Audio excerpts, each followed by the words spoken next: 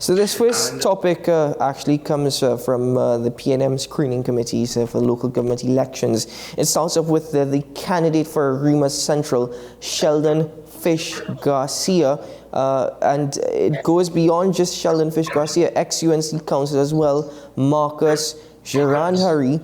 He's also seeking to contest Marabella East Vista Bella for the People's National Movement. Sean, this is just I guess the second time in a week, this is two stories, but it's the second time in a week that we're hearing about defectors from the United National Congress moving across to the People's National Movement. Yes, and it's interesting because the common narrative going into these local government elections is the fact that the PNM was losing overall momentum, right? When you look at, if you take everything in its totality, the last runoff, local government election runoff, the THA elections where they slowly, relatively speaking, lost ground between the tie.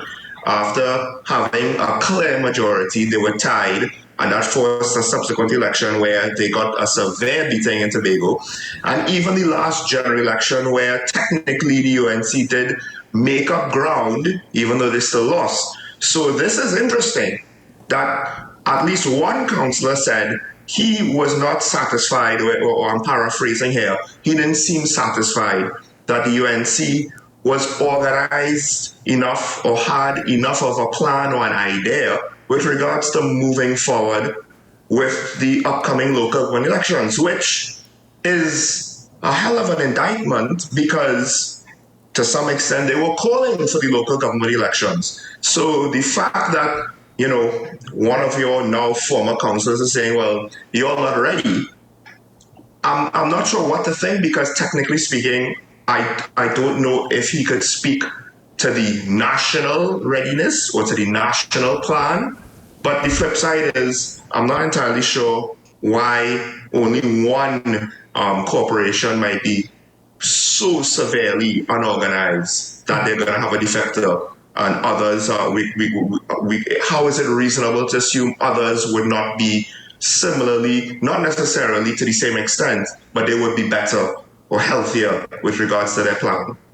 I think these developments actually add to the strength of the People's National Movement campaign. It's obviously clear. I mean, the United National Congress has looked to shrug it off, but regardless of the individual and the capacity they previously held, the mere fact is these are defectors going to now run in an election for the People's National Movement. The thing is that are these individuals, they were dissatisfied with the direction of the party and perhaps the mandate of which the United National Congress leadership has put out. With all that being said, is it that they're looking to serve themselves, or is it that they're looking to serve the people? You know in TNT how it goes. You're either PNM or you're either UNC. And people who claim that they are impartial, they don't align to one party, whatever commentary they make, diehard supporters of either side will always attack them. So the thing is, these individuals have every right to join whatever party they want to. The question now is, whom are they serving? What is their goal or their intention? Is it that they're seeing more opportunity coming from the People's National Movement because the People's National Movement is in power and therefore they might have more resources, more strength in carrying out their responsibilities, or just more opportunities for greater positions? Or is it that it genuinely speaks to the strength of the People's National Movement as a stable party at this time, and it speaks to the leadership of the United National Congress, the direction of the party, and even its political leader? And the reason why I'm phrasing it that way is because take a look at this.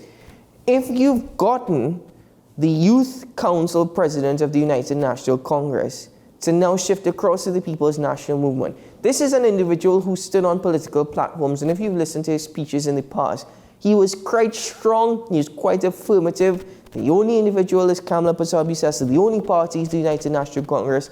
He was hell-bent on speaking out against the People's National Movement. Now he's joined arms with them. So to me, it speaks about party politics here in TNT. It speaks about opportunity.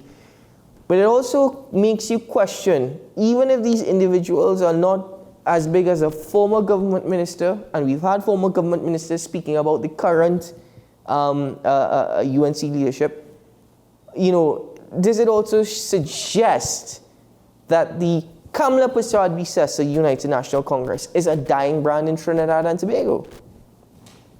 Well, to what extent does she have direct involvement with this part of the party, right? I don't know. I've never been that deep into politics to know to what extent the political leader is involved, the senior executive is involved, because now you're looking at, while we haven't seen the reform put the actual executive in place for the local government themselves, to some extent each party group and district and corporation and so forth will have to have their own planning to some degree.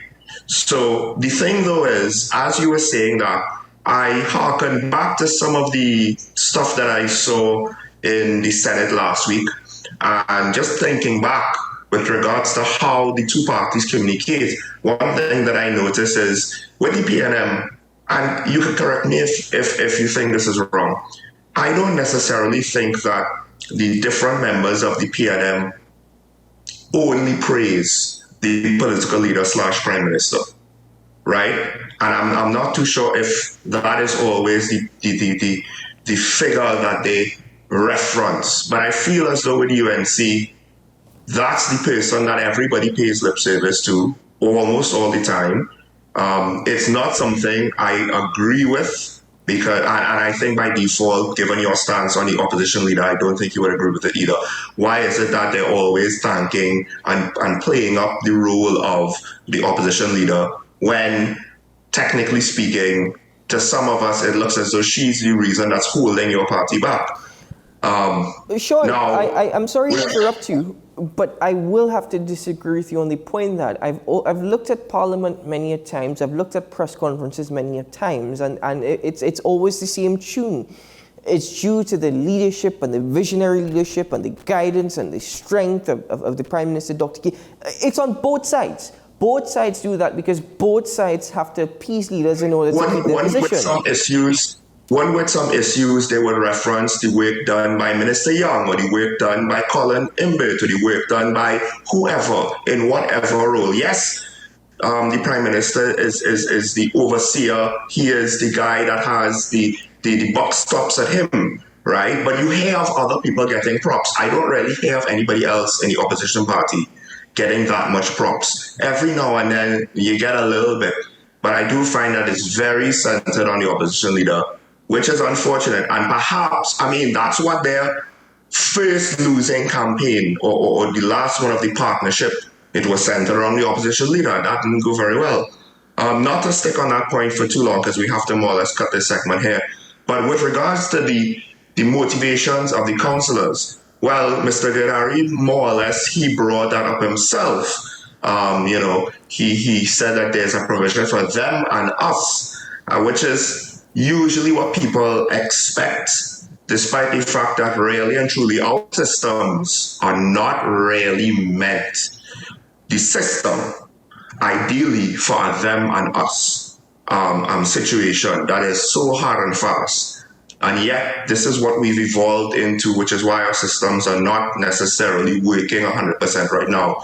He has decided that, look, for the betterment of the people, this is what he claims, he's moving to the other party. Now, the question is, exactly what does that mean? Does he think that he could get more work done, or he'll be more effective with the other party? Or is this about a bigger, because that could be quite selfish in a way, or is this about a bigger thought with regards to trying to improve the system, being a part of the process with the local government reform? Because that, right now, there's a them and an us. So everything that is passed, it's a them and an us. The reform seemingly was on track to go ahead without UNC participation, except I believe it was, Fish himself that attended that meeting.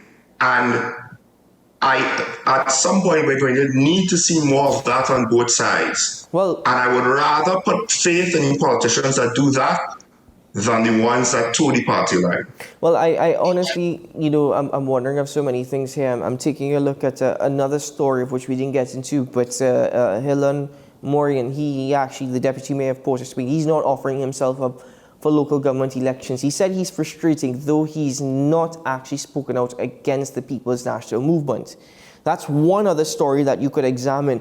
But are these United National Congress rejects, individuals who were not given the opportunity to go up again, and therefore now, in order to maintain our position, we now need to go across to the People's National Movement? Are they genuinely frustrated with the UNC, or is it more so to do with opportunity?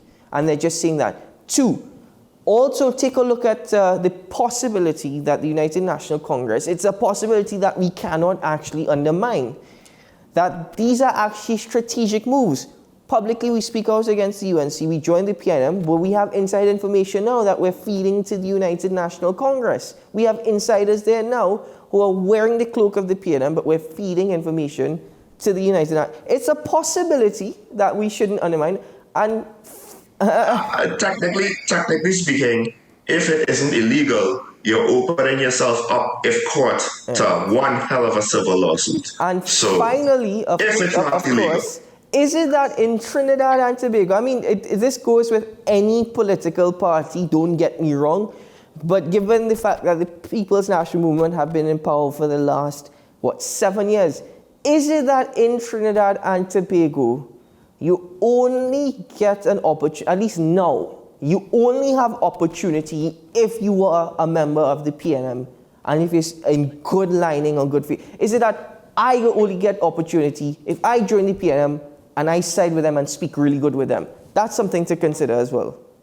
Let me just give you a quick answer. Look at Tobago. The PDP got an opportunity. Wow. And unfortunately, and this is what I was afraid of, the stability, the foundation of the PNM, even in Tobago, which, remember, originally was not a PNM stronghold, right? Eventually a transition from the NAR. But that stability, that foundation seems to be winning out. The PDP might not last an entire term. Well, technically, the party itself being in power didn't last a term. And now we have to see how the Tobago's People's Party will come out of the latest mess that they find themselves in. We have to go to commercial break. But with all that being said, I am still of the opinion that the United National Congress needs to do some deep assessment, reevaluation and re-examination, especially as it relates to the political leadership of the party and the direction of the party. They have a lot of work to get done still.